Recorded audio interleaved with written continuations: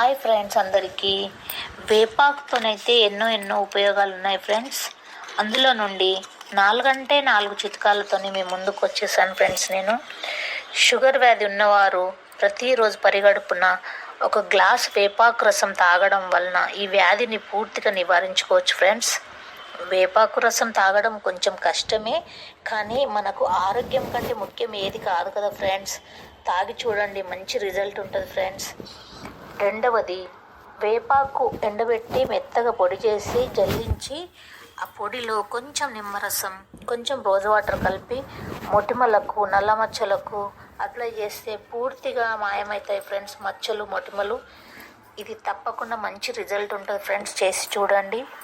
మూడవది, పుండ్లు, కురుపులు ఇట్లా రసి కారుతూ ఉంటుంది కదండి. కొంతమంది షుగర్ ఉన్న వారికి పుండు అయితే అసలు తగ్గదండి.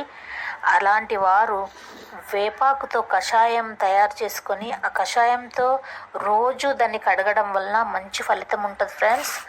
నాలుగవది, వేపాకు రసం కొబ్బరి నూనెలో కలిపి బాగా మరగబెట్టి వాతపు నొప్పుల మీద మర్దన చేస్తే ఆ నొప్పులన్నీ పూర్తిగా తగ్గిపోతాయి ఫ్రెండ్స్.